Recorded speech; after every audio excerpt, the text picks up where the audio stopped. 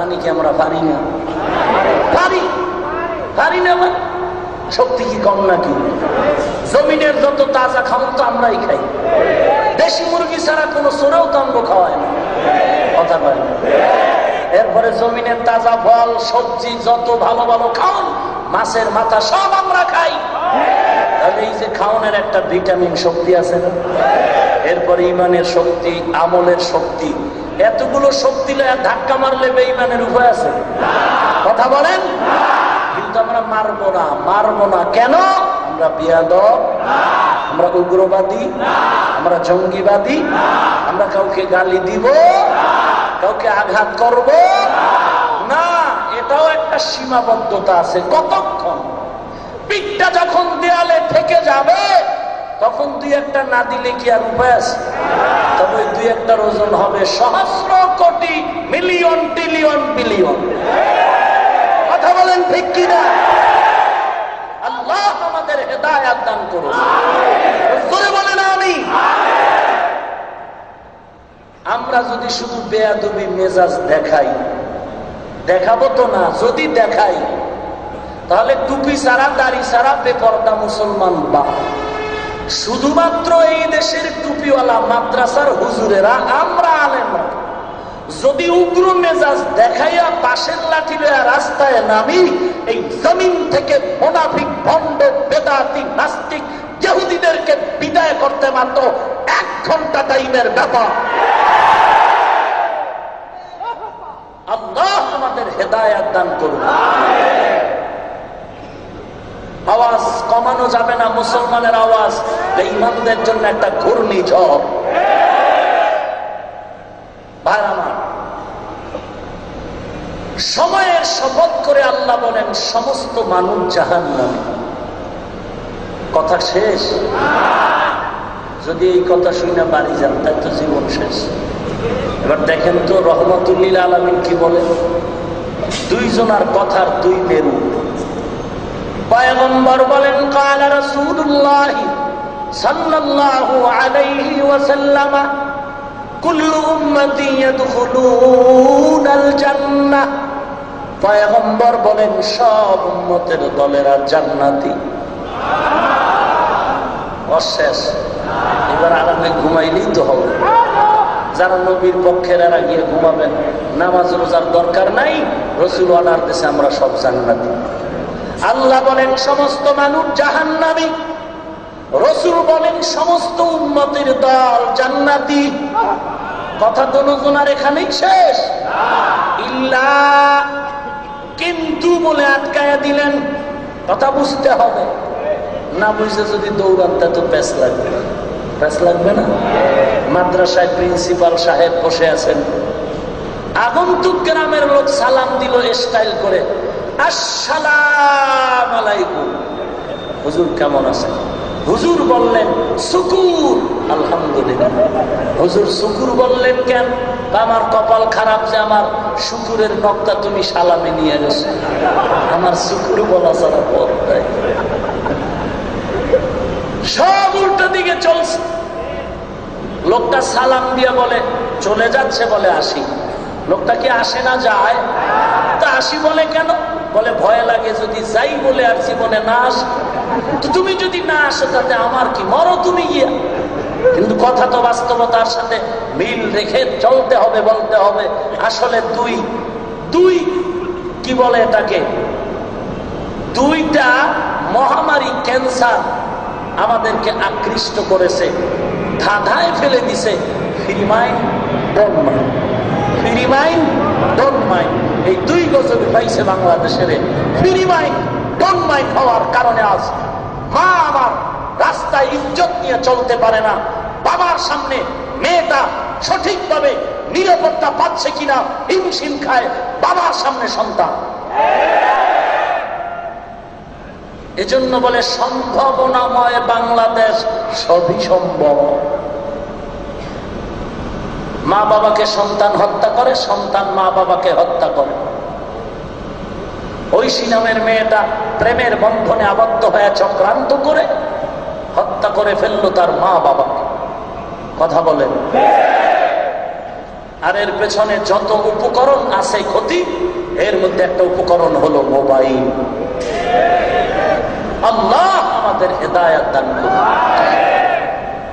ভাইরা আমার, অতএব উল্টা দিকে প্রবাহিত হওয়া যাবে না, বুঝতে হবে, শুনতে হবে, এরপরে সামনে কদম দিতে হবে।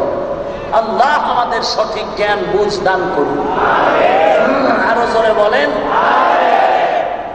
ওয়াল আসরি ইন্নাল ইনসানা লাফি খুসর। আল্লাহ রাব্বুল আলামিন বলেন সব মানুষ জাহান্নামী, সব মানুষ জাহান্নামী। বলে কথা শেষ না, ভালো করে শুনে নাও, আমি আল্লাহ কিন্তু দিয়া বেড়া সৃষ্টি করে দিলাম। হে মুমিন, খবরদার। আজকে আল্লাহ পাক রব্বুল আলামিন আশার বাণী শোনায় বলেন সাবধান, ইন্নাল্লাযীনা আমানু ওয়া আমিলুস সালিহাত ওয়া তাওয়াসাউ বিল হক ওয়া তাওয়াসাউ বিস সাবর। 4 গুণওয়ালা মানুষ জান্নাতি। কয় গুণ? 4 গুণওয়ালা মানুষ জান্নাতি। 4 গুণওয়ালা মানুষ জান্নাতি। 1 নম্বরে ঈমান, 2 নম্বরে নেক আমল, 3 নম্বরে সৎ কাজের আদেশ, 4 নম্বরে অসৎ কাজ থেকে মানুষকে ফিরানোর গুণ। আর অসৎ কাজে বাধা দিলে বিপদ আসবে, বিপদে সীসা ঢালা প্রাচীরের ন্যায় ধৈর্য ধারণ করতে হবে। ওয়া তাওয়াসাউ বিস সাবর। এর পরিচয় কান্নাহুম বুনিয়ানুম মারসুস, সীসা ঢালা প্রাচীর হয়ে থাকতে হবে। পাহাড় যত মজবুত থাকবে, দুনিয়ার কোনো কিছু আঘাত যদি করে ওই জিনিসের ক্ষতি হবে, পাহাড়ের ক্ষতি হবে না। আমরাও যদি সীসা ঢালা প্রাচীরের মতো ইমানে মজবুত হয়ে যাই, আমাদেরকে যারা ধাক্কা দিবে ওদের হাত ভাঙবে, পাও ভাঙবে, ইমানদারের কোনো ক্ষতি হবে না। ইল্লাল্লাযীনা আমানু, 1 নম্বরে ঈমানের গুণ। সমস্ত মানুষ জাহান্নামী, 4 গুণওয়ালা মানুষ জান্নাতি। 1 নম্বর গুণ ঈমানদার হও, 2 নম্বর গুণ হলো নেক আমল করো, 3 নম্বর গুণ সৎ কাজের আদেশ দাও, 4 নম্বর গুণ হলো অসৎ কাজ থেকে মানুষকে ফিরায় রাখো। সিস্টেম ছাড়া চলবে না, প্রত্যেকটা কাজ সিস্টেম অনুযায়ী করতে হবে। দুনিয়াওয়ালা মাইক বানাইছে, এটাও চালানের সিস্টেম আছে। মেশিন বানাইছে, মেশিনে কতটা ইউনিট চলবে এরও কিন্তু ভলিউম দেওয়া আছে, বোর্ড দেওয়া আছে। মেশিনে 12টা মাইক চালাতে পারবে, যদি কেউ 14টা লাগায়, কেউ যদি 16টা লাগায় আওয়াজ টানতে পারবে না। আবার যদি 10টা লাগায় বা 8টা লাগায় ভলিউম ফুল দিয়ে দেয়, ইউনিট গুলো কেটে যাবে। মুসলমান তারে তারে আগুন লেগে যাবে। সিস্টেম ছাড়া চলার কোনো উপায় নাই। মোবাইল মালা মোবাইল বানাইছে, সিস্টেম দিছে মোবাইল কেমনে চালাবা। 2টা পদ্ধতির মাধ্যমে মোবাইলটার সমাধান করবে তুমি চলতে পারো।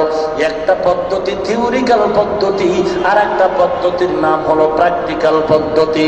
বান্দা তুমি দুনিয়ার জিন্দেগিতে বিচরণ করে যদি জান্নাতে যেতে চাও, 2টা পদ্ধতি তোমার সামনে খুলে দিলাম। একটা পদ্ধতি থিওরিক্যাল আর একটা প্র্যাকটিক্যাল পদ্ধতি। মোবাইল কিনতে যাওয়ার পর প্যাকেটের মধ্যে তুমি দেখবা একটা ক্যাটালগ আছে মোবাইল চালাবার নিয়ম কানুন। ওখানে ইংরেজিতেও লেখা আছে, বাংলা ভার্সন দিয়েও লেখা আছে। এখন তুমি মোবাইল বাড়িতে নিয়ে সিম ঢুকায় কথা বলা শুরু করলা, হঠাৎ করে মোবাইলের কথা বন্ধ হয়ে গেল। মিনিট চলে, টাকাও কাটে, আওয়াজ বন্ধ। ব্যাপার কি? মোবাইল ক্যাটালগ হলো থিওরিক্যাল পদ্ধতির মধ্যে দেখো নিয়ম কানুন লেখা আছে। বসে বসে কান্না করে। কান্না করো কেন রে মগা? বলে এই বই আমিও পড়তে পারি না, আমার মা বাবাও পড়তে পারে না। বলে দ্বিতীয় পদ্ধতি প্র্যাকটিক্যাল পদ্ধতির শরণাপন্ন হও। কেমন সেই পদ্ধতি? বলে তাড়াতাড়ি মোবাইল হসপিটালে গিয়া দাঁড়াও। মোবাইল হসপিটালে তোর মতো আরো ভণ্ড মূর্খ আর এক কাঠ মূর্খ সেখানে বসা, কলম দিয়া সাইন দিতে পারে না, কিন্তু প্র্যাকটিক্যাল অভিজ্ঞতায় সে অনেক আগায় গেছে। ইঞ্জিনিয়ারিং পাস করার যোগ্যতা ব্যক্তি, তার থেকেও ওই মূর্খ অভিজ্ঞ ব্যক্তি অনেক আগানো। প্র্যাকটিক্যাল থিওরির কাছে যাও। বান্দা মোবাইলটা দেওয়ার পর মূর্খের ঘরের মূর্খ মোবাইলটা হাতে নিয়ে 5টা মিনিটের মধ্যে মোবাইল সুন্দর ঠিক করে দিয়ে দেয়। পদ্ধতি কয়টা? একটা হলো থিওরিক্যাল পদ্ধতি আর একটা হলো প্র্যাকটিক্যাল পদ্ধতি।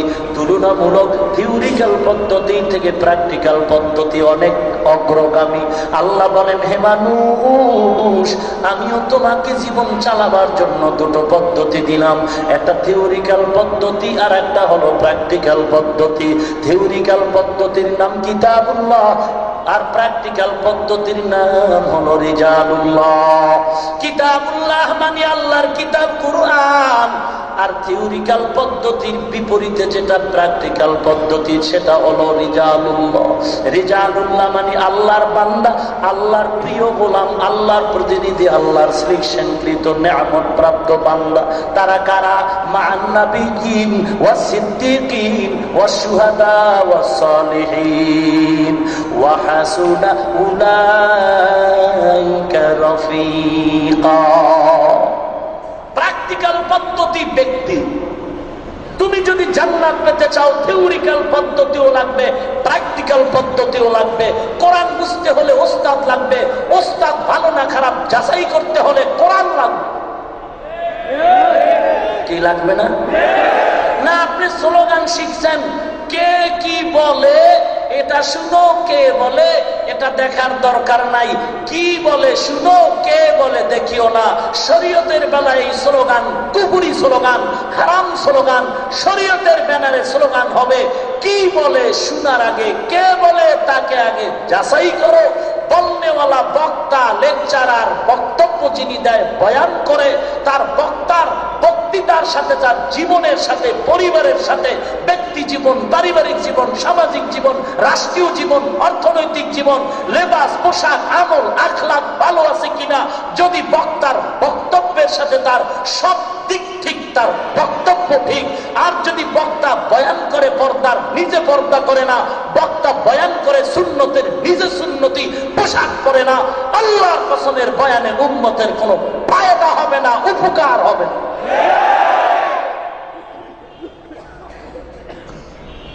প্র্যাকটিক্যাল পদ্ধতি চারজন। এক নম্বরে নবীগণ, দুই নম্বরে সিদ্দিকগণ, তিন নম্বরে শহীদগণ, চার নম্বরে হলো সালেহ সালিহিনগণ, সাদিকিন, আল্লাহওয়ালা। আল্লাহওয়ালা কারা? ঘুমের আগে একবার গাঞ্জা টানে, ঘুমের দুইবার টানে যারা। চুলগুলো এত লম্বা, পেছন দিক দিয়ে তাকাইলে লেডিস নাকি জন্ডিস পরিচয় পাওয়া যায় না। এরা বলে মারেফতের সম্রাট, মারেফতের সম্রাট। চুলের ভিতরে জট, গায়ে পরে সালার চট, দুই পাশে গাঞ্জার ভট। বিড়ি টেনে ঠোঁট কালো, গাঞ্জা খেয়ে চেহারাটা বান্দর।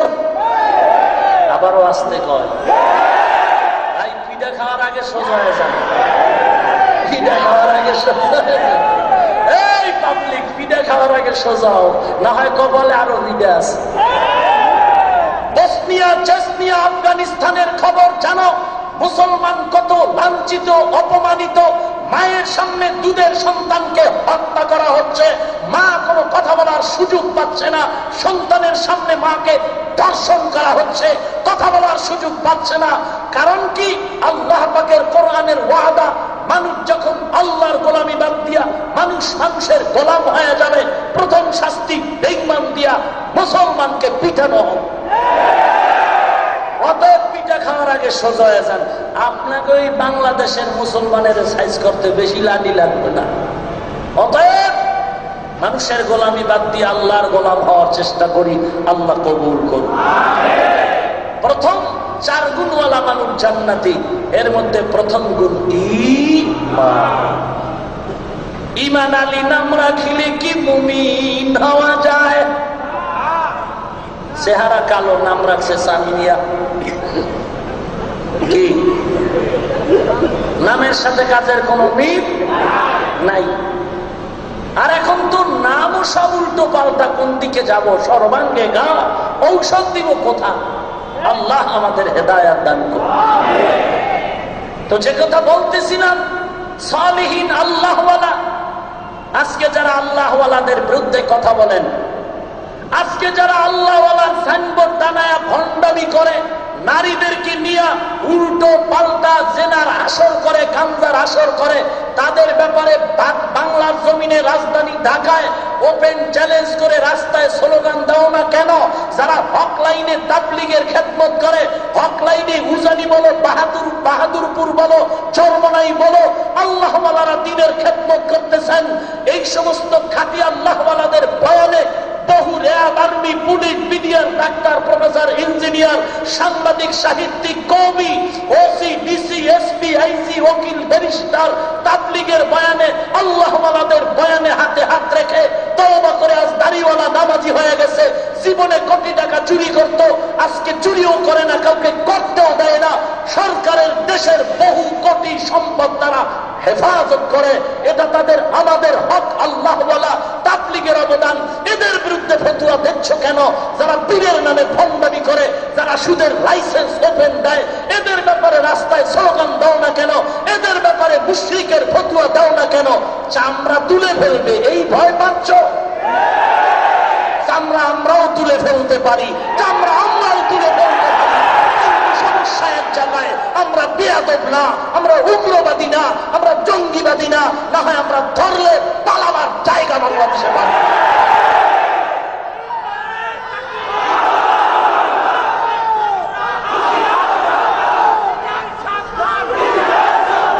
এই মিয়া স্লোগান বাংলা সিংহের মতো দিবেন, নাহলে কষ্টে লাগায় পড়ে থাকবে।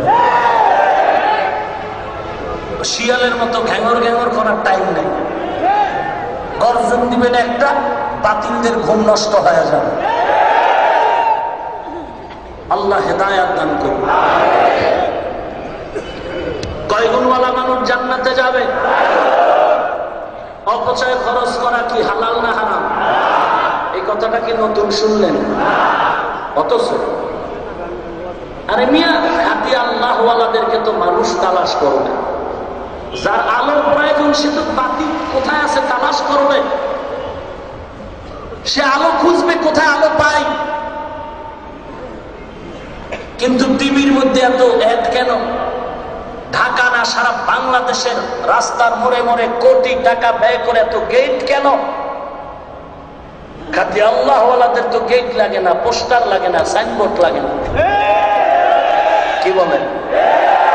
ওই টঙ্গীর ময়দানে লাখো জনতার ভিড়, চরমনাইয়ের ময়দানে, উজানির ময়দানে, বাহাদুরপুর ময়দানে, সরসিনার ময়দানে, এরকম বড় বড় আল্লাহওয়ালাদের দরবারে লাখো লাখো মানুষের ভিড়।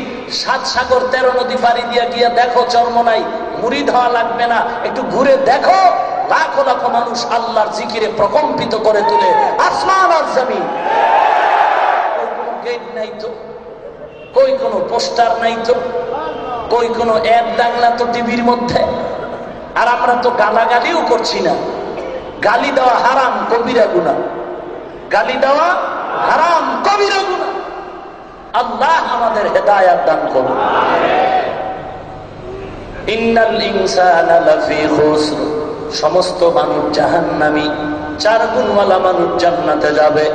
1 নাম্বার গুণ হলো ঈমান, 2 নম্বরে নেক আমল, 3 নম্বরে সৎ কাজের আদেশ, 4 নম্বরে অসৎ কাজ থেকে ফিরানো। সিস্টেম অনুযায়ী করতে হবে। কেমন করে সৎ কাজের আদেশ দিবেন?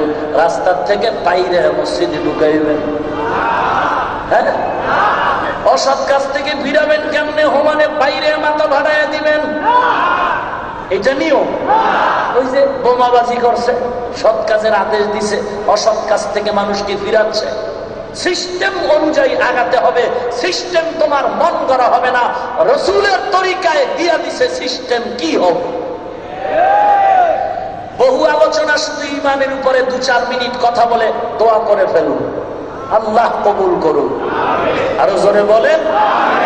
তবে আপনারা ধৈর্যের পরিচয় দিলে, দোয়া করলে যতক্ষণ আল্লাহ চালান।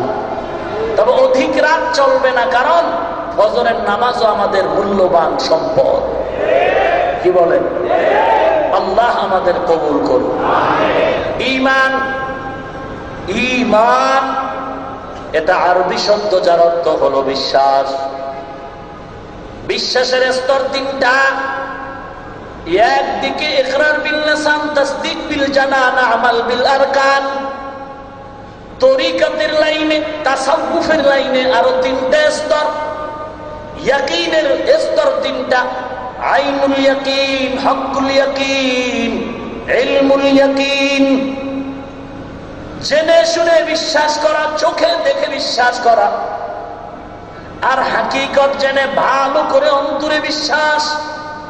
মুখে আমরা সবাই স্বীকার করেছি লা ইলাহা ইল্লাল্লাহু মুহাম্মাদুর রাসূলুল্লাহ। এখানে যারা দাঁড়িয়ে আছেন শিক্ষিত সমাজ, আমার কলিজার টুকরা সূর্য সন্তান যুবক ভাই, শিক্ষিত ভাইরা, এই কালেমা কি আপনারা সবাই একমত, নাকি নতুন কালেমা চান? লা ইলাহা ইল্লাল্লাহ মুহাম্মাদুর রাসূলুল্লাহ, এই কালেমায় সবাই কি একমত? সবাই একমত।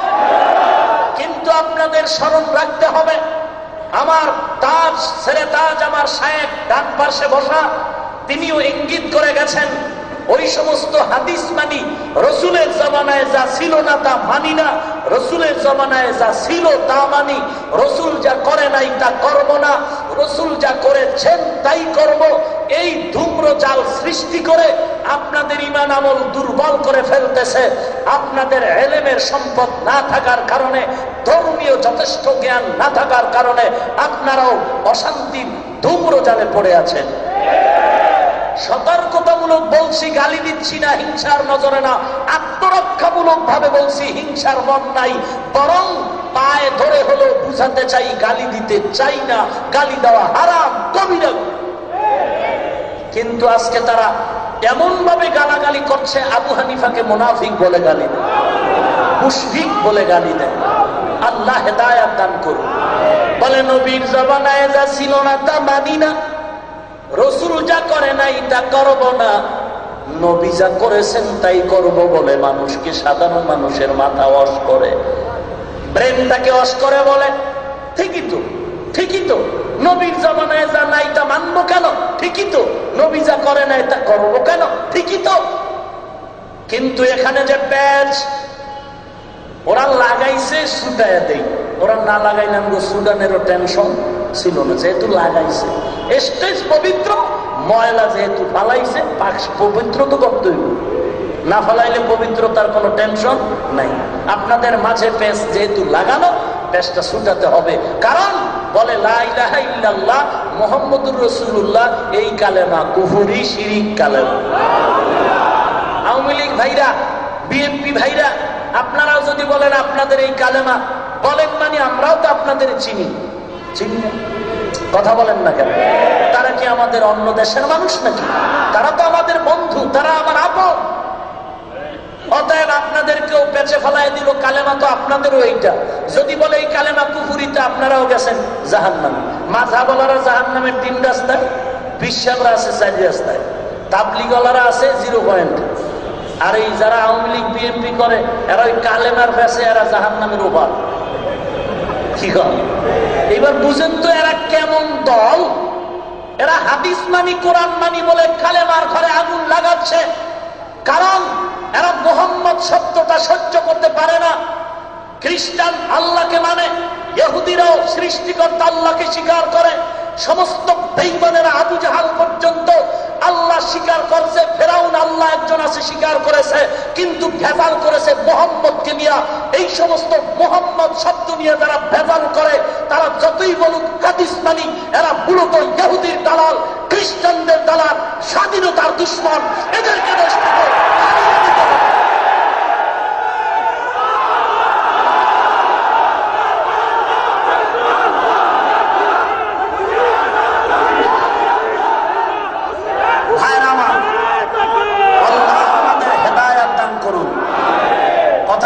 বুঝতে পারতেছেন? যদি আমি ভুল বলি মোবাইলটা রেকর্ড করুন, ছিদ্রান্বেষণকারীরা যেন তিলকে তাল বানাবার সুযোগ না পায়। আমি আপনার বন্ধু, আপনাকে বাঁচাবার নিরিখে বলছি, গালি দিচ্ছি না, বুঝাবার জন্য বলছি। এই কালেমার বিরুদ্ধেও যদি কথা বলে 40 বছর পর, আর আপনারা তাদেরকে সালাম দিবেন, এটা কাম্য নয়। কালেমা নিয়ে যারা দ্বন্দ্ব করে, আপনারা তাদের তাদেরকে সম্মান করবেন, এটা কাম্য নয়।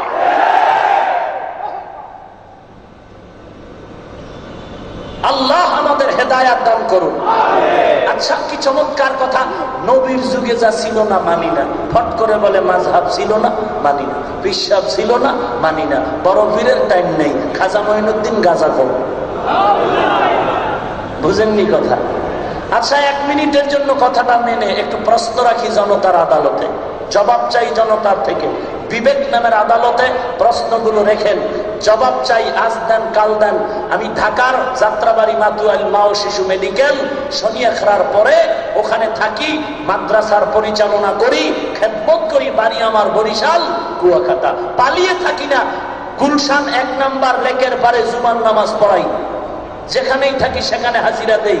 আর আমার হযরতের মাদ্রাসা এখানে আপনারা চিনেন, এই মাদ্রাসা আমি যতটুকু পারি সময় পেলে এখানে একটু হাজিরা দেই, আসি দোয়া নেওয়ার জন্য। মুরব্বীদের জুতা সোজা করে আল্লাহ পাক এই সম্মান দিয়েছেন, অতএব অহংকারী আর মাস্তানি করার কোনো সুযোগ নাই। রাসূলের জামানায় যা ছিল না তা মানা যাবে না, এটাই যদি মূল স্লোগান হয়। কসম করে বলছি, কসমের কথা বিশ্বাস না করলে তার ঈমান দুর্বল। আল্লাহর কসম, আল্লাহর কসম, পয়গম্বরের জামানায় বর্তমানে যে 30 পারা কোরআন এভাবে সাজানো ছিল না। নবীর জামানায় কোরআন ছিল হাত দিতে লেখা, চামড়ায় লেখা। এ মুমিন ভাই, এইভাবে কোরআন সাজাইছেন হযরত ওসমান, নবীর সাহাবী। ওসমানের জামানার 30 পারা কোরআন যদি মানতে পারো, তাহলে ওমরের জামানার 20 রাকাত তারাবি মানতে তোমার অ্যালার্জি কেন? ওরে মুনাফিক রে! আল্লাহর কসম, আল্লাহর কসম, আল্লাহর কসম, রাসূলের জামানায় কোরআনে নকতা ছিল না। রাসূলের যুগে কোরআন শরীফে নকতা ছিল না।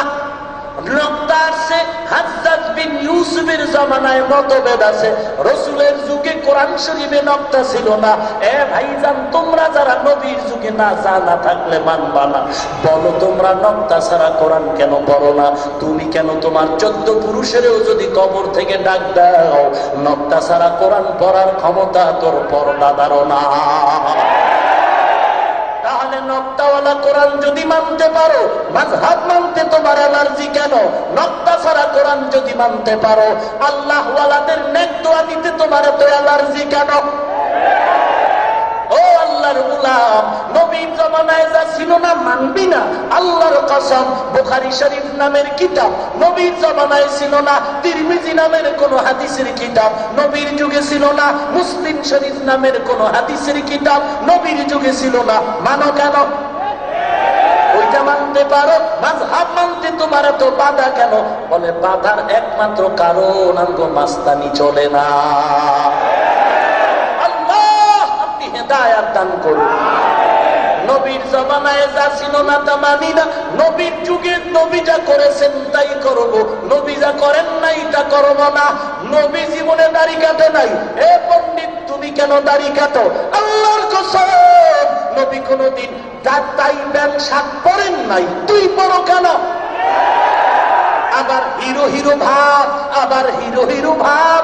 আবার নবী জীবনে শার্ট প্যান্ট টাই পরেন নাই, কেন পরো?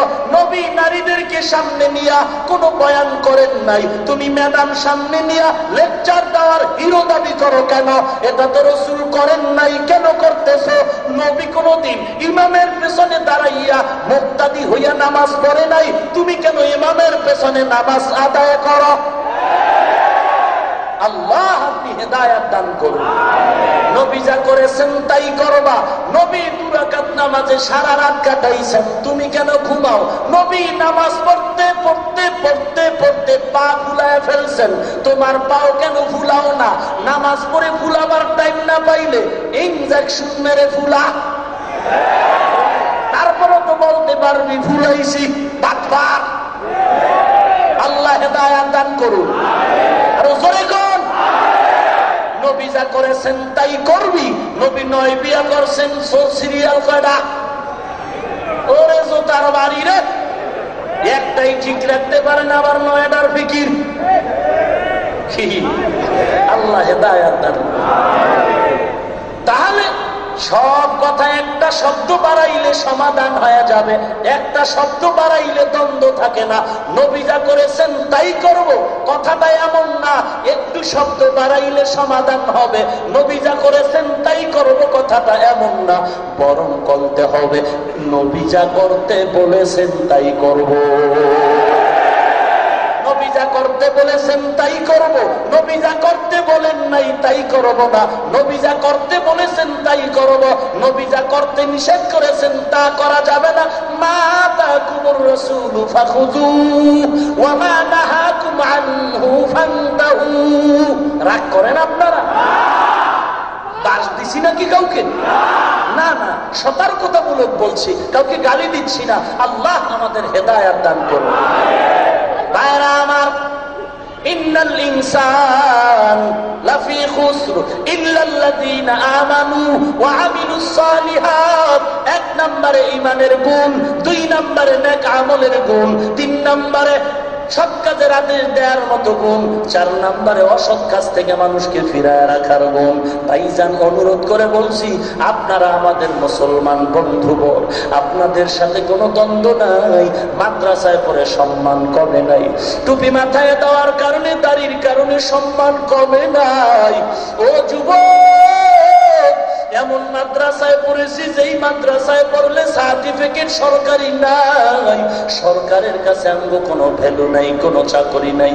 ও যুবক আল্লাহর গোলাম, কওমি মাদ্রাসায় পড়েছি, কওমি মাদ্রাসা, বসুন্ধরা মাদ্রাসা কওমি মাদ্রাসা, হাটাদারি পটিয়া মেখুল মাদ্রাসা কওমি মাদ্রাসা, মালিবাগ মাদ্রাসা, বসুন্ধরা মাদ্রাসা, ওই বরাকাটারা মাদ্রাসা, যাত্রাবাড়ি বসুন্ধরা, ওই মাদানীনগর মাদ্রাসা, বাড়িদারা মাদ্রাসা, চৌধুরী মাদ্রাসা, রামপুরা মাদ্রাসা, চরমনাই মাদ্রাসা, উজানি মাদ্রাসা, লাখো লাখো কওমি মাদ্রাসা।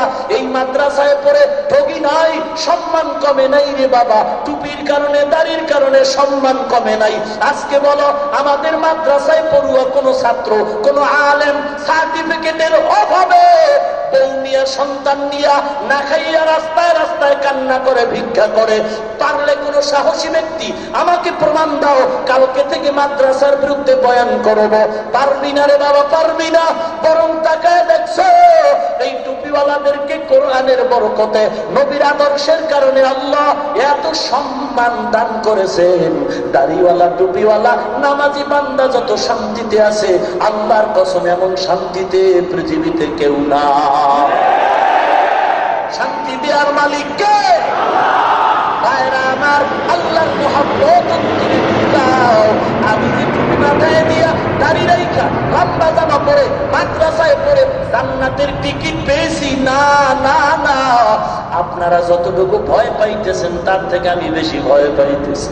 কারণ তুলসিরাতের উপরে চলতে গিয়া মানুষ যেমন বিপদগামী, আমরাও তেমন বিপদগামী। ইমাম আজম আবু হানিফা রাস্তা দিয়া চলতেছেন, হঠাৎ করে হোঁচট খেয়ে পড়ে যাবেন। একটা সামনে বাচ্চা, ছোট্ট বাচ্চাটা আবু হানিফাকে দেখে হঠাৎ করে পড়ে গেল। আবু হানিফা ইন্না লিল্লাহি ইন্না লিল্লাহি কয়ে ধরতে গেল। বাচ্চাটা দিয়ে কয়, ও ইমামে আজম আবু হানিফা, আমি বাচ্চা যদি পইরা পাও ভাঙ্গে কোনো টেনশন নাই, আপনি আবু হানিফা যেন পাও ভাঙ্গে না, টেনশন। কারণ আমি বাচ্চা যদি অ্যাক্সিডেন্ট করি অন্যর ক্ষতি হবে না, আর আমি আপনি আবু হানিফা যদি অ্যাক্সিডেন্ট করে ফেলেন গোটা দুনিয়ার মুমিনদের বড় ক্ষতি হয়ে যাবে। অতএব আপনাদের থেকে আমাদের ভয় বেশি। এই জন্য টুপি মাথায় দিয়া, লম্বা জামা পরে, ফজরের আগের ঘুমটা কত মজার ঘুম। ওই সময়ে ঠান্ডা আযানের শব্দ কানে আসার পর ফজরের সময় উঠা আল্লাহর কসম ঠান্ডা পানি দিয়া ওযু বানায় নামাজে দাঁড়ায় যায়। ওরে নামাজ এত কষ্ট, ফজরের নামাজ এত কষ্ট, ঠান্ডা পানি, আরামের ঘুম। ওই সময়ে কত কষ্টের নামাজ, এত কষ্টের বিনিময় সরকারও অঙ্গ কিচ্ছু দেয় না, আপনারাও তো অঙ্গ কিছুই দেন না। তাহলে এত কষ্ট কেন করি? মাথাও নষ্ট হয় নাই, পাগল হয়ে যাই নাই, অন্তর খারাপ হয়ে যায় নাই, মদ পান করি নাই, গাঞ্জাও খাই নাই রে বাবা। এত কষ্ট কেন করি? আল্লাহর কোরআন কিন্তু সত্য, বিন্দু মিথ্যা নাই। এই দুনিয়ার সামান্য সময়, একদিন পরপরে বাড়ি জমাতে হবে। ওই দিনটা শান্তির দিন, নবীর তরিকায় চইলা দুনিয়াতে আজকে বাদশার হালাতে চলতেছি, নবীর আদর্শ আজকে দুনিয়ায় বাদশা বানায় দিল, কোনো সন্দেহ নাই যে পরকালেও বাদশা হয়ে যাব, পরকালেও যে বাদশা হব কোনো সন্দেহ নাই। কিন্তু ভয় ভয় আল্লাহর কাছে কান্না করি, বড় বড় আলেম বুজুর্গ পাইলে বারবার দোয়া চাই, হুজুর অন্তরে বড় ভয়, বড় ভয়, না জানি কোন গুনার কারণে জাহান্নামে পড়ে যাই, আল্লাহ বেজার হয়ে যায়। আমার কথা বাদ দাও না, আমার মতো 1000 মোল্লা যদি এক পালায় ওজন দেওয়া হয়, হাফিজি হুজুরের মর্যাদার সমান হবে না। আমার মতো 1000 মোল্লা যদি এক পালায় ওজন দাও, খাজা মাইনুদ্দিন চিশতির মর্যাদার সমান হবে না, ওই শাহজালালের মর্যাদার সমান হবে না গো ভাই, বড় পীর আব্দুল কাদের জিলানীর সমান হবে না। অথচ তাদের জীবনীটা পড়ে দেখ, মরণ পর্যন্ত শুধু কান্নার উপরে ছিলেন, আর বলতেন কবরে একা কেমনে থাকবো, কি উপায় হবে আমার কবরে।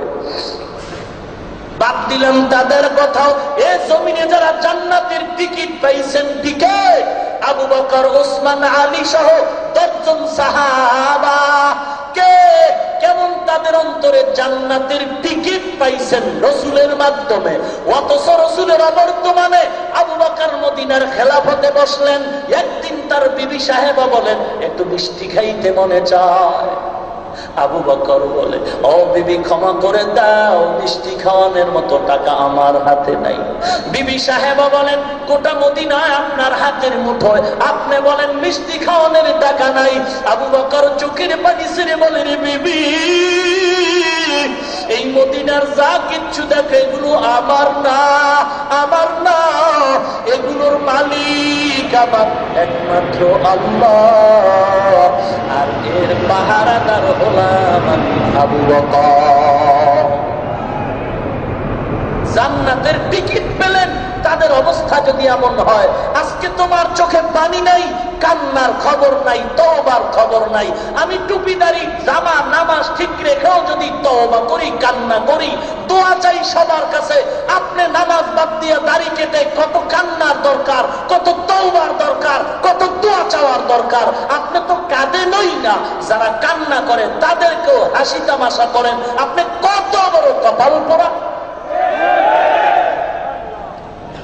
ইমান মজবুত করে নাও। বান্দা নামাজ পড়ে না, সেও দাবি করে ইমানদার, পর্দা করে না, হালাল খায় না। আর এক বান্দা তাহাজ্জুদ কামাই করে না, সেও দাবি করে আমি ইমানদার। সমান নাকি দুজন? না না না। কেমন ইমানদার হইবা?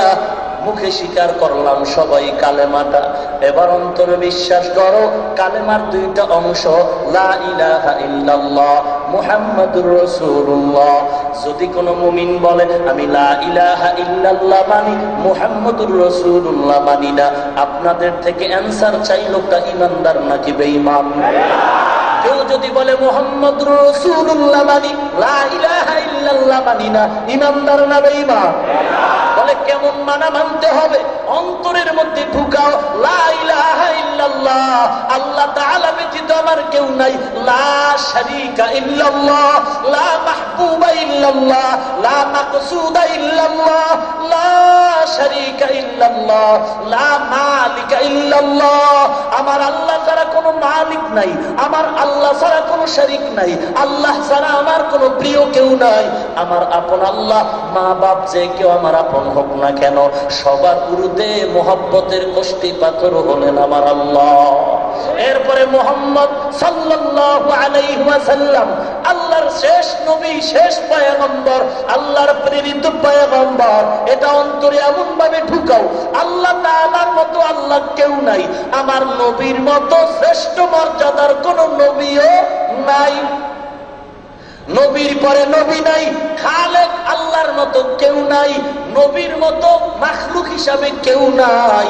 আমার নবীর তরিকা ছাড়া কোনো তরিকা নাই, আল্লাহর গোলামি ছাড়া কোনো গোলামি নাই, নবীর তরিকা ছাড়া, আদর্শ ছাড়া কোনো আদর্শ নাই। এটা অন্তরে ঢুকাইয়া এরপরে কাজের দ্বারা প্রমাণ করে দাও আমি মুসলমানের সন্তান, আল্লাহর গোলামিতে জীবন কাটায় দাও। লা ইলাহা ইল্লাল্লাহর দাবি হলো আল্লাহ ছাড়া কেউ নাই, আল্লাহই আছেন কতক্ষণ? কথা বলেন ভাই। আল্লাহ আছেন বলে কেমন আছেন? আজরাইল পর্যন্ত নাই, কে আছেন? আমি নাই, মা নাই, বাপ নাই, আসমান জমিন কিচ্ছু নাই, কে আছেন? আল্লাহ আছেন। ফেরেশতা নাই, নবীরাও নাই, আমগো নবীও নাই, আজরাইলও নাই, জিবরাইলও নাই, মিকাইলও নাই, কে আছেন? বলে আল্লাহ আছেন যতক্ষণ, তার গোলামিও চলবে ততক্ষণ। বলে কেমনে আল্লাহর গোলামি করবা? আল্লাহর গোলামিতে বলা আছে আকিমিস সালাহ, নামাজ কায়েম করো। কেমনে নামাজ পড়বো এই পদ্ধতি কোরআনে নাই। রুকু কয়টা, সিজদা কয়টা, তাসবিহ কেমনে পড়বো এটা কোরআনে নাই। বলে বান্দা এই ধূম্রজালে পড়ে তুমি পিছপা হয়ে যেও না। লা ইলাহা ইল্লাল্লাহর মধ্যে যত প্রশ্ন হবে সকল প্রশ্নের জবাব হলো মুহাম্মাদুর রাসূলুল্লাহ। আমার নবীর মধ্যে তাকায় দেখো, আমার নবী যেই নির্দেশনা দিয়েছেন ওখানেই সমাধান। ওরে মুমিন, আল্লাহর গোলাম, আল্লাহর গোলামি ছাড়া কারো গোলামি করা যাবে না। আল্লাহর মহব্বত অন্তরে কেমন ভাবে ঢুকাইবা, ঈমানটারে কেমন মজবুত করবা? ক্বালা রাসূলুল্লাহ সাল্লাল্লাহু আলাইহি ওয়াসাল্লাম লা তাআতা লি মাখলুকিন ফি মাসিয়াতিল খালিক। আল্লাহকে বেজার করে অন্য কারো কথা মানা যাবে না। আল্লাহর মহব্বতের মাঝে কেউ যদি বাধা হয়ে দাঁড়ায় তাকে বিদায় দিতে হবে। আল্লাহর মহব্বত নিয়ে চলবো, আল্লাহর গোলামি করবো। আল্লাহর ভালোবাসার মাঝে যদি আমার মা বাধা দেয়, মায়ের কথা রাখা যাবে না।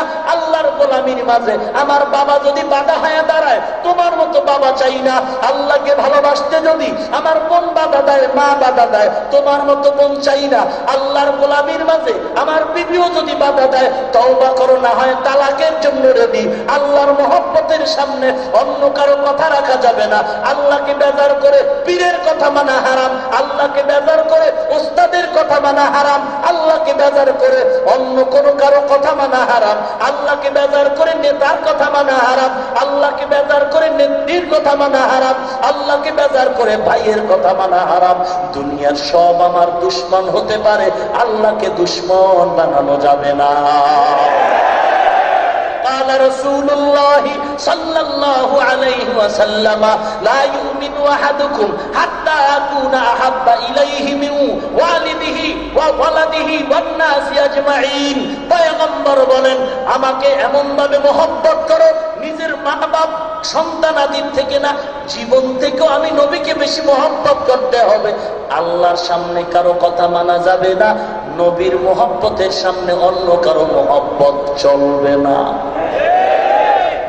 নবী কয় দাড়ি রাখতে, ম্যাডাম কয় দাড়ি সাজতে, কাটটা মানবো। এখানেই তো ইমানের পরীক্ষা, এখানেই তো ইমানের পরীক্ষা। ও নবীর উম্মত, আল্লাহর গোলামির মাঝে ইমানটারে মজবুত করে নাও। ওরে ইমান কেমন মজবুত? আমিনু কামা আমানান নাস। এমন ইমান সাহাবায়ে কেরামদের ইমান। গলায় ছুরি আছে, তারপর আল্লাহর জিকির বন্ধ করে নাই, কোরআন তেলাওয়াত বন্ধ করে নাই। একই মায়ের তিনটা যুবক সন্তান একই জালিমের দেশের মধ্যে পড়ে গেল। জালিম ক্ষমতার চেয়ারে বসে বলে, আমার পায়ে সেজদা কর, নাইলে দেশ থেকে তাড়ায় দিব, না হয় হত্যা করে ফেলবো। ইয়ামান দেশের ঘটনা, তিন যুবক একই মায়ের সন্তান, আপন ভাই। ইমান বাঁচাবার লাগি গভীর রাতে রওনা হয়ে গেল, অন্য দেশে যাবে ইসলাম রক্ষার জন্য। গোয়েন্দা বাহিনী রাতের আধারে তাদের আটকায় ফেললো। বাদশার আদালতে দাঁড়ায় গেল, ও বাদশাহ, তিনটা যুবক ইমানদার ধরা পড়েছে, তাদের শাস্তি প্রদান করুন। বাদশাহ বলে, তোমরা একটু সময় দিলাম, আমার পায়ে সিজদা করো, ভাবো ইসলামটাকে ছেড়ে দিবা। তিন যুবক ডেকে বলে, ও জালেম, আমরা আল্লাহর কদমে সিজদা করেছি, এই কপাল কারো কাছে নত করা যাবে না। বলে, একটু সময় দিলাম, ভাবতে গিয়া পরের দিন আবার আদালত। ও যুবক, কি খবর? ভাই খবর কি বুঝো নাই? মুনাফিক মনে করছো? সকালে একরকম বলবো, বিকালে অন্যরকম। না না, কথা আগেরটাই, আমরা জীবন দিব, আল্লাহ ছাড়া অন্য কারো কাছে মাথা নত করবো না। এ নবীর উম্মত, জীবন যাবে, কোনো আফসোস নাই। আমাদেরকে জীবনের ভয়ে দেখায় লাভ নাই। আমগো কোনো এখন টেনশন নাই। টেনশন করো যুবক, তোমার পা ধরে বলছি রে যুবক, দাড়িটা রাইখা সম্মান কমে নাই, না খায়া মরি না। তুমিও 3 বেলা খাও, আমরাও 3 বেলা খাই। তুমিও ঘুমাও, আমরাও ঘুমাই। তুমিও বিবাহ করেছো, আমরাও বিবাহ করেছি। তোমাদের সন্তান আছে, আমাদেরও সন্তান আছে। তোমরাও টাকা পয়সা নিয়ে বাজার করো, আমরাও করি। তবে সব আছে তোমার আমার, আমারও আছে তোমারও আছে। তবে একটা জিনিস তোমার নাই, যেটা আমার আছে, সেটা হলো শান্তি। শান্তি নাই, শান্তি নাই। বিল্ডিং শান্তির ঠিকানা না, এসি শান্তির ঠিকানা না, কলিজার শান্তি বড় শান্তি। মেয়ে ছেলে নিয়ে অশান্তি, বিবি নিয়ে অশান্তি, মাল সম্পদ ব্যবসা নিয়ে অশান্তি। মামলা জানি কখন হয়, হামলা জানি কখন হয়, কখন জানি পৃথিবীর থেকে চলে যায়। এত ভয়, এত ভয়, আমগো কোনো ভয় নাই। দুনিয়াতে এই জমিনে আইসা টুপিটা ঢুকাবার আগে চিন্তা করছি, এখন ভাও চিন্তার টাইম নাই। চিন্তা তো আগেই করে রাখছি। টুপি ঢুকাবার আগে চিন্তা করেছি, দাড়িটা লম্বা হওয়ার আগে চিন্তা করেছি, লম্বা জামা পরার আগে চিন্তা করেছিলাম। এই টুপি আর দাড়ি আর লম্বা জামার কারণে, পাগড়ির কারণে হাজার হাজার আলেম ফাঁসির কাছে ঝুলেছে, জেলখানার মেহমান হয়ে গেছে। এই চিন্তা ভাবনা করিয়েই আমরা টুপিটা ঢুকাইছি, আমরা দাড়ি লম্বা করেছি। অতএব আমগো জেলখানার ভয় আর মাইরের ভয় দেখায় লাভ নাই। তোমাদের চিন্তা তোমরা করো, আমরা এখন জান্নাতে কেমনে যাব সেই টেনশনে আছি। আমগো বেঈমানেরা কি বলবে এই টেনশনে নাই, এই চিন্তায় নাই। কারণ আমগো জন্য জেলখানা কোনো জেলখানা না, ইমানদারের জন্য জেলখানা হলো ইবাদতখানা। ভাইরা আমার, যুবক ডাক দিয়ে কইলে জালেম, কোনো টেনশন নাই। বলে এরা তো পাক্কা ইমানদার, এদের তৈলে পুইরা সাইজ কর। চলো তৈল জ্বালাও, তৈল জ্বালাও, তাপ দাও। হাজারো মানুষ জমা হয়ে গেল, এই যুবকদেরকে আগুনের মধ্যে ফেলবে। মানুষ দেখার জন্য তামাশা দেখতে হাজির। উজির কানে কানে কয়, বাদশা ছোট ছেলেটারে ছেড়ে দাও, আমার বাড়ির মধ্যে নিয়ে 1 মাসের মধ্যে ছেলেটারে বেঈমান বানাবো। বাদশা বলে, কি মেডিসিন তোমার কাছে আছে? বাদশা ডেকে বলে, কি মেডিসিন? উজিরি বলে, রে বাদশা, এমন মেডিসিন আমার কাছে আছে, আমি ইতিহাস ভালো জেনেছি। মুসলমানেরা যত অধঃপতন হয়েছে এর পেছনে কারণ হলো বেপরদা নারী। আমার ঘরে একটা বেপরদা সুন্দর রূপসী কন্যা আছে, ওই কন্যাটাকে দিয়ে আমার এই ছোট্ট যুবকের ইমান কেড়ে ফেলবো, বেঈমান বানায় ফেলবো। রেখে দাও। বড় 2টা ভাইকে হাতে পায়ে রশি লাগাইয়া আগুনের মধ্যে গরম উত্তপ্ত তৈলের মধ্যে ছেড়ে দাও। যুবক দেখতেছে তৈলগুলো আগুনের তাপে টকবক করে ফুটতেছে। আল্লাহর দরবারে তাকায় তাকায় সাহায্য কামনা করে। ও দয়ার মালিক, মুসলমানের টাকা নাই, বাড়ি নাই, অস্ত্র নাই, মুসলমানের কিচ্ছু নাই, তবে মুসলমানের আছে চোখের পানি, আর তোমার আছে আসমানি কাফেলার সাহায্য। জুলাইখা ইউসুফের আটকাইছে, ইউসুফ তোমারে ডাকছে, তুমি দরজার তালা খুলে দিছো। আমরা ইউসুফ না, তবে ইউসুফেরও তুমি আল্লাহ, আমাদের আল্লাহ। তুমি নমরুদের ল্যাংড়া বসা দিয়ে সাইজ করলা, মুসা নবীর জন্য নদীর মধ্যে 12টা রাস্তা বানাইলা, তুমি আমাদের হেফাজত করো। ওরে বান্দা, ওই কান্না যদি আজও দাও, ভোর রাতের পানিটা বৃথা যাবে না রে মুমিন। একটা ডাক যদি দেওয়ার মতো দিতে পারো, জীবনের কান্নাই তোমার জীবনের উন্নতি আর কল্যাণ ফিরাইয়া দিবে। কিন্তু চোখে পানি নাই, কান্না নাই, চেষ্টাও করি না, তৌফিকও চাই না। আল্লাহর কাছে যদি বলতাম, ও মালিক, গুনার কারণে দিলটা শক্ত, চোখে পানি নাই, তুমি কান্নাওয়ালা চক্ষু দান করো। এইবার যুবক কান্না করে, মালিক, হাজার কাফেরেরা তাকায় আছে, আমাদের আগুনের মধ্যে ফালাবে। ওদের যখন হাতে পায়ে বাঁধতেছে, রশি দিয়া ভালো করে শক্ত করে বেঁধে দিল। যখন উত্তপ্ত তৈলে ফালাবে, সবাই দাঁড়ায়, সবাই আওয়াজ দিতেছে, ভালোই, ফিরে যাও। বলে, না না, আমাদের জবানে কথা দুই হতে পারে না। ওরে মুসলমানের কথা এক, এবার ওদেরকে যখন তৈলের মধ্যে ফালানো হয়, ওরা চিৎকার মেরে আল্লাহর নাম বিসমিল্লাহ বলে যখন ডুব দিল, কিছুক্ষণ পর তাকায় দেখে তৈলের ট্যাঙ্ক খালি, তৈল আছে কিছু না। কয়েল বলে নাকি কয়েল নিবেদন, হাড্ডিটা পর্যন্ত নাই, বড় কঠিন। এরপরে পালা শুরু হলো ছোট ভাই, ছোট ভাইটাকে ধরে যখন নেওয়া হলো বাড়ির মধ্যে অন্দর মহলে ঢুকাইয়া, বাহির থেকে আটকায়া উজির মেয়েটাকে গিয়া বলে, ও কন্যা সন্তান, এই ইমানদার যুবকের 1 মাস টাইম, তুমি কৌশলে এটারে বেঈমান বানাতে হবে। ওয়ামাকারু ওয়ামাকারাল্লাহ ওয়াল্লাহু খায়রুল মাকিরিন।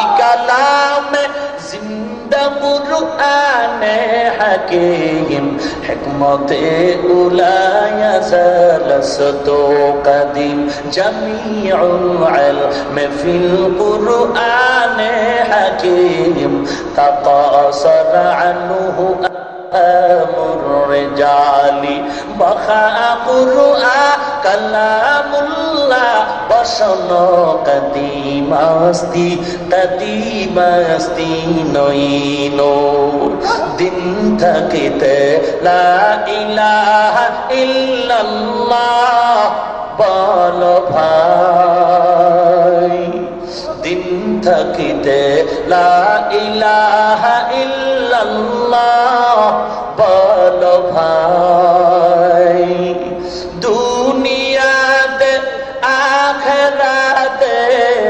দুনিয়াতে আখিরাতে, দুনিয়াতে আখিরাতে, চাও যদি ভালাই,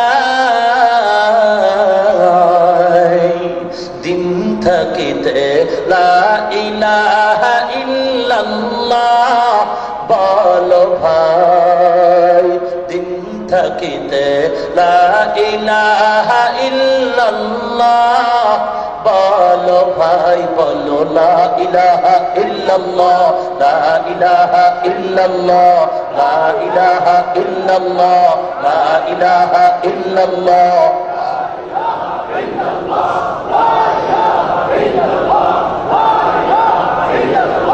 হায়াত মওত রিজিক দৌলত,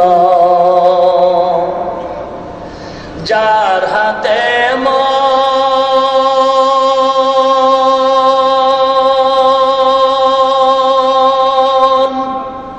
একবার তুই তার কথাটা ভাবিসিনে কখন,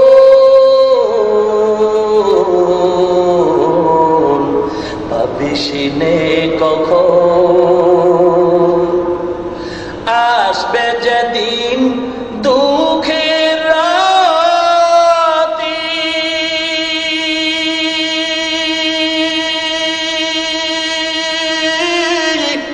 ওই নাম হবে সঙ্গের সাথী, আসবে যেদিন,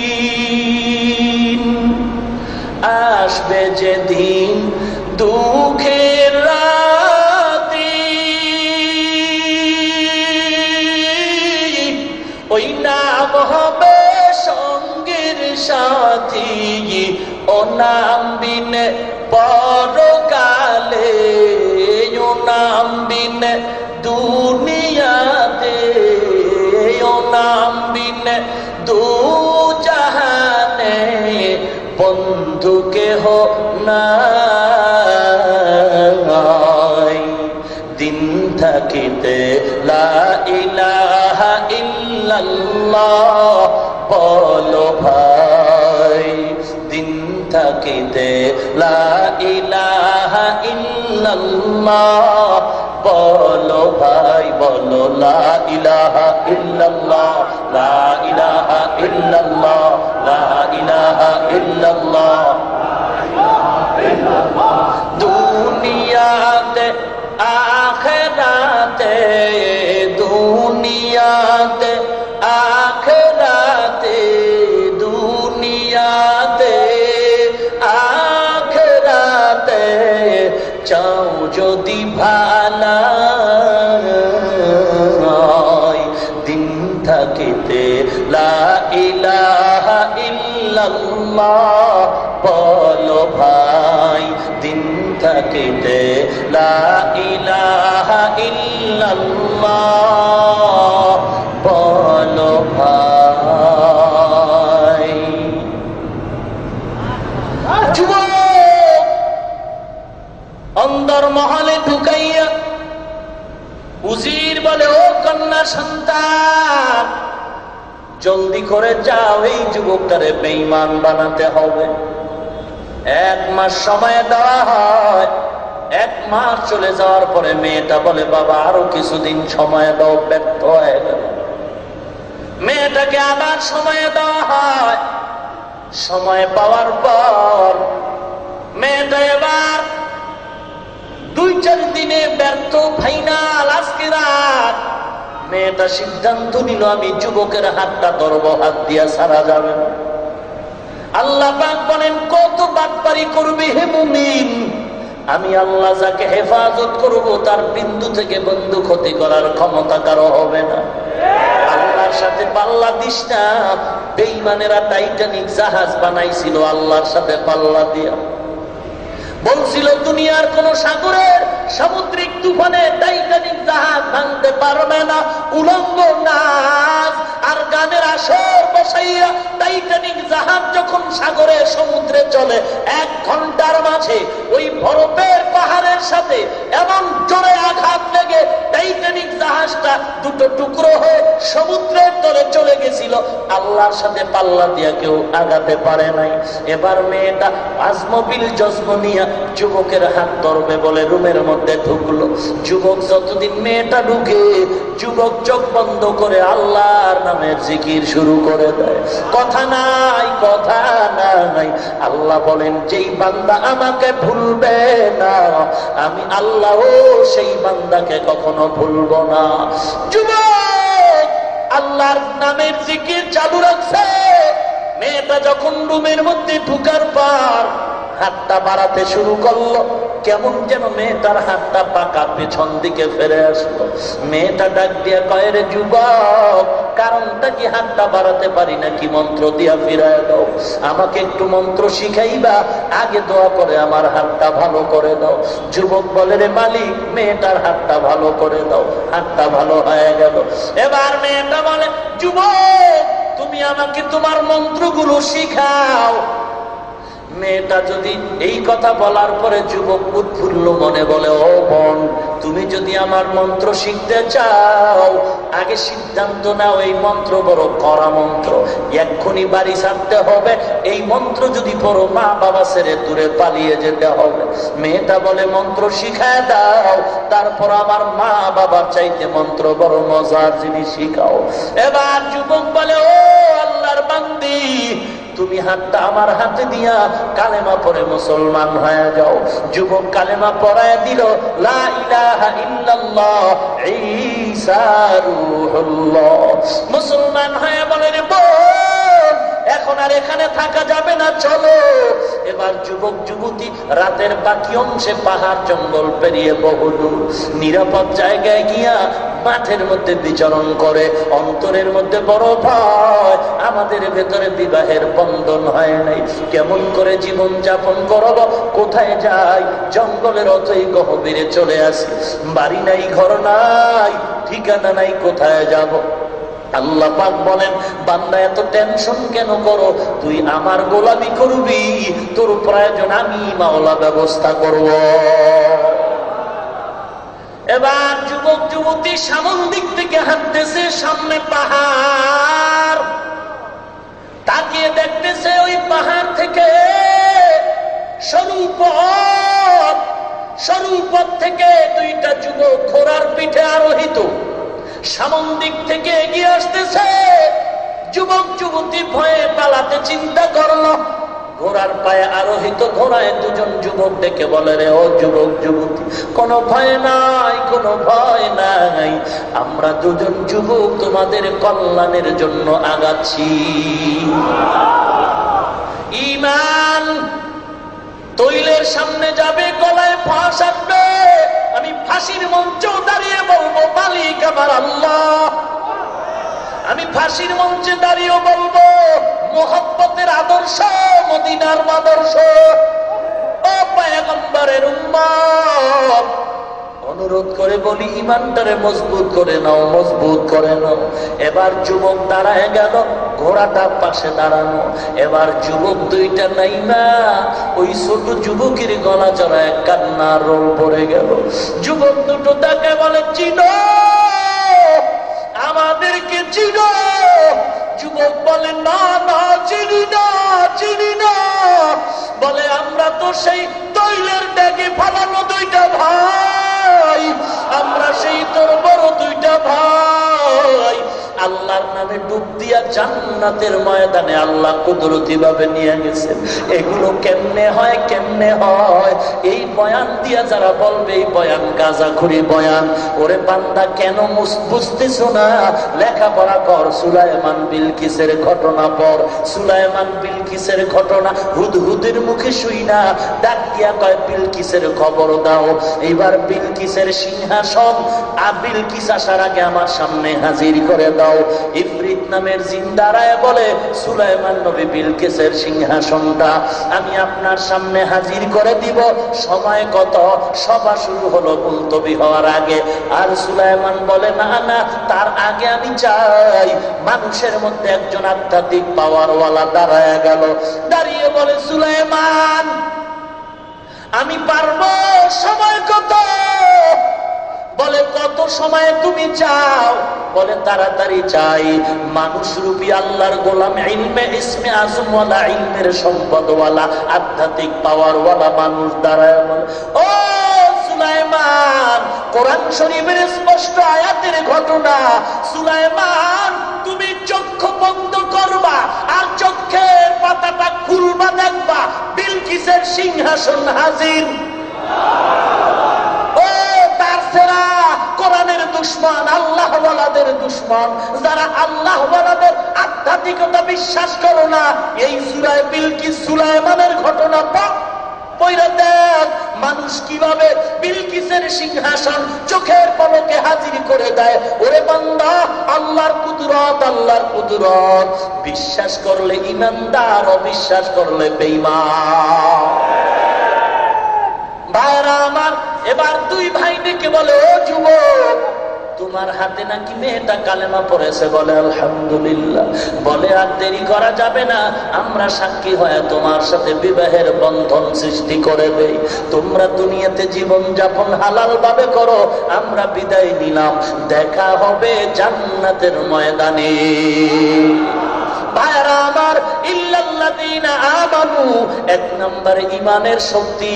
ইন্নাল্লাযীনা আমানু ওয়া আমিলুস সালিহাত কানাত লাহুম জান্নাতুল ফিরদাউসি নুজুলা। জান্নাত ঈমানদার আর নেক আমলওয়ালার জন্য। আল বাকিয়াতুস সালিহাত, আল মালু ওয়াল বানুন জিনাতুল হায়াতিদ দুনিয়া ওয়াল বাকিয়াতুস সালিহাত। নেক আমলের কত দাম, ঈমানের কত দাম। ঈমান এমন মজবুত করো, কারো সাথে মাথা নত করা যাবে না, আল্লাহকে বেজার করা যাবে না। এ কলিজার টুকরা যুবক, আমিও তোমার মতো একটা যুবক সন্তান। ও পর্দার অন্তরালের মা বোনেরা, মাইকের আওয়াজ কানের মধ্যে যায়, আমিও মায়ের সন্তান, আমিও বাবার সন্তান রে বাবা। আপনাদের কি মনটা চায় না একজন হাফেজের মা হবেন, কোরআনওয়ালার বাবা হবেন? আমার মা বাবার জীবনটা কত ধন্য, কত ধন্য। ও যুবক, কেন আজকে তুমি নবীর আদর্শ মেনতে পারো না? দাড়িটা কেন কাটো? নামাজ বাদ দাও কেন রে বাবা? তোমার মতো দাড়িওয়ালা যুবক 5 ওয়াক্ত নামাজি, স্কুলে পড়ে, কলেজে পড়ে, অভাব নাই। মিথ্যা বলছি? যুবক ভাই, তোমার মতো দাড়িওয়ালা 5 ওয়াক্ত নামাজি RAB, army, police, BDR, doctor, professor, ইঞ্জিনিয়ারের অভাব নাই। তুমি কেন পারো না? আমি অ্যানসার দিব, তোমার কপাল অর্ধেক পুড়ে নাই, পুরাটাই পুড়ে গেছে। যুবক আল্লাহর গোলাম, কত ড্রাইভার কৃষি কাজ করে, শ্রমিকের কাজ করে, নদীতে কাজ করে, ওসিডিসি, এসপিআইজি, উকিল, ব্যারিস্টার, দাড়িওয়ালা যুবক নামাজির অভাব নাই। কোটি টাকার ব্যবসা করে দাড়িওয়ালা যুবক 5 ওয়াক্ত নামাজি, চাকরি করে দাড়িওয়ালা যুবক 5 ওয়াক্ত নামাজি। তুমি কেন পারবা না? ওরে দাড়ি কাটলে চেহারা ভালো হবে, স্বাস্থ্যবান হবে, যৌবন বাড়বে নাকি? না বাবা না। বিজ্ঞানের থিওরি 3টা মুসিবত। চোখের পাওয়ার থাকবে না, যৌবনের পাওয়ার থাকবে না, অকালে মরণ হবে। এমন কোন দিন নাই বাসের নিচে, পানির নিচে, ঘুমের বিছানায় যুবকের লাশ নাই। কয়েকদিন আর রক্তের গরমে বাহাদুরি করবা। আমার নবী 63 বছর জীবনে কোনদিন দাড়িবিহীন লোকের চেহারার দিকে তাকান নাই। ওরে 24টা ঘন্টার সেকেন্ডে সেকেন্ডে গুনাহ লেখা হয়। বাইতুল্লাহ ধরে আসো, গুনাহ লেখা বন্ধ নাই। নামাজে দাঁড়াইছো, দাড়ি কাটার গুনাহ লেখা বন্ধ নাই। বালিশে মাথা লাগায় ঘুমায় গেছো, দাড়ি কাটার গুনাহ লেখা বন্ধ নাই। কারণ তোমার নিয়ত বড় খারাপ। খারাপ নিয়ত বড় হলে কাঁদবা, বড় হলে কাঁদবা। নিয়তের কারণে গুনাহ লেখা বন্ধ নাই। ওরে দাড়ির কারণে সম্মান কমে নাই। অন্তরটার একটু বুঝায়া দাও। তোমার পাওটা ধরে ধরে বলি, কেন তুমি বুঝতে চাও না? আমারে যদি টাকার বান্ডিল দাও, গলায় চুরি লাগবে, দাড়ি যাবে না, টুপিও ছাড়া যাবে না। অতএব অনুরোধ করে পায়ে হাত দিয়া বলি, রে যুবক, কয়দিন আর দুনিয়াতে বাঁচবা? এমন কোন দিন নাই লাশের খবর নাই। কই তোমার মা, কই তোমার বাবা, কই তোমার ভাই? দাড়িটা কাইটা নবীরে আর কাঁদায় না রে যুবক। আমার নবীরে বেঈমানেরা কম কাঁদান, কাঁদায় নাই। ওই বেঈমানেরা নবীরে বাড়িতেও থাকতে দেয় নাই, মক্কার ঘর থেকে পালাইতে বাধ্য করছে। নবীর ঘরটারে চতুর্দিক দিয়ে আটকাইয়া নবীরে হত্যা করার জন্য অস্ত্র নিয়ে দাঁড়ায় গেল। আল্লাহ বলে, নবী আপনি হাতের মধ্যে ধুলা নিয়ে ইয়াসিন সূরার আয়াত পড়ে ফু দিয়া ওই ধুলা ছিটায় দেন, মাঝখান দিয়া মদিনার পথে রওনা। আমার নবী গভীর রাত, গভীর রাত। আমার নবীর মা নাই, বাবা নাই। ওরে মানুষ বিপদে পড়লে মা মা কয়ে ডাক দেয়, বাবা খবর নাই। নবীর মা নাই, বাবা নাই, আপন ভাই নাই। নবীর আপন কেউ নাই, চাচাও বড় দুশ্মন। আমার নবী বলে, মালিক তুমি একটু রহমতের দরজা দিয়ে খুলে দাও। আমার নবী একা একা, রাস্তা নাই, পাথর, জঙ্গল আর পাহাড়ের পথে। ওই বেঈমানের মাঝখান দিয়া রওনা মদিনার পথে হিজরত করতে যায়। একটানে আবু বকরের ঘরের দরজায় দাঁড়ায় আস্তে করে ডাক দিছে, আবু বকর, লাব্বাইকা রাসূলুল্লাহ। আবু বকর, তুমি আমার এক ডাকে জবাব দিলা, তুমি কি ঘুমাও নাই? আবু বকর ডাক দিয়ে বলেন, পয়গম্বর, আল্লাহর জাতের কসম খেয়ে বলি, আপনি আমাকে বহুদিন আগে বলছিলেন হিজরতের পথে আমি সাথী হব। আল্লাহর কসম, ওই দিন থেকে আমি আবু বকর ঘরের দরওয়াজার কিনারায় দাঁড়ায় দাঁড়ায় অপেক্ষা করি, কখন আমার মায়ার নবী এসে ডাক দিবে। ডাক দিয়ে যদি দেখে আমি আবু বকর নাই, ওই শত্রু পেছন দিক দিয়ে আমার নবীকে আঘাত করবে। ও পয়গম্বর কসম, আমি আবু বকর একটা সেকেন্ডের জন্য ঘরের বিছানায় ঘুমাই না, দরওয়াজার কিনারায় দাঁড়ায় দাঁড়ায় আপনার জন্য আমি অপেক্ষা করি। নবী কান্না করে, আবু বকর বড় ত্যাগ স্বীকার করেছেন আপনি। নবীর এই কথা আবু বকরের কান্না আরো বেড়ে গেল। আবু বকর কান্না করে বলেন, পয়গম্বর, শুধু আমি একা ঘুমাই না তা না, আমার একটা কন্যা সন্তানও ঘুমায় না। ও সারা রাত নাস্তা বানায় আপনার জন্য অপেক্ষা করে, নাস্তা বানায় অপেক্ষা করে নবী আসবে। আর মদিনার পথ, মরু পথ, একটু নাস্তা দিবে ক্ষুধা নিবারণের জন্য। ও নবী, আমি আবু বকরও ঘুমাই না, কন্যাটাও ঘুমায় না।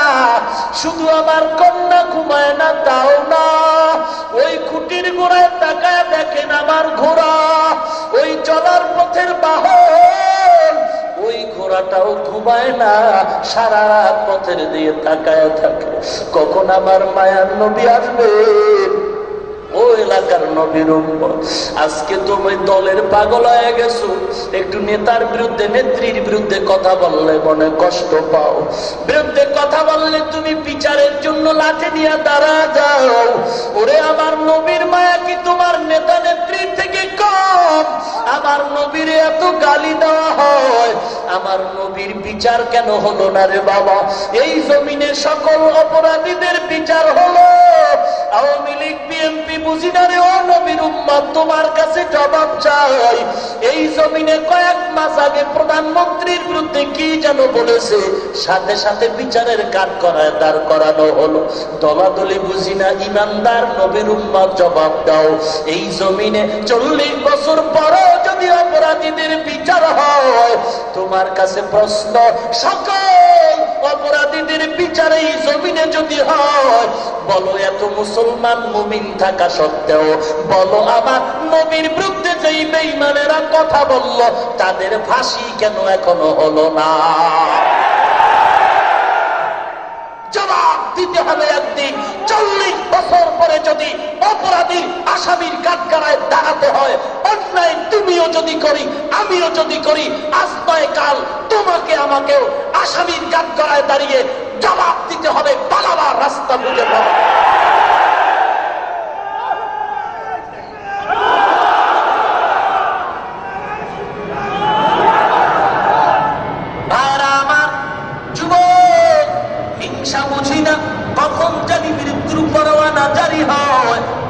চোখের সামনে দেখতে দেখতে শাইখুল হাদিস সাহেব চলে গেলেন, মুরব্বীরা এক এক করে চলে যাচ্ছেন। চোখের সামনে বাইতুল মুকাররমের খতিব চলে গেলেন, দেখতে দেখতে এক এক করে সবাই বিদায়, সবাই চলে যাচ্ছেন। মুফতি ফজলুল হক আমিনী চলে গেলেন, দেখতে দেখতে চরমনার পীর মরহুম সৈয়দ ফজলুল করিম চলে গেলেন, দেখতে দেখতে বসুন্ধরার মুফতি আব্দুর রহমান সাহেব চলে গেলেন, এক এক করে জামাল উদ্দিন চট্টগ্রাম চলে গেলেন, আবুল খায়ের বিক্রমপুরী, হাম্মাদ সাদি সহ হাজারো আল্লাহর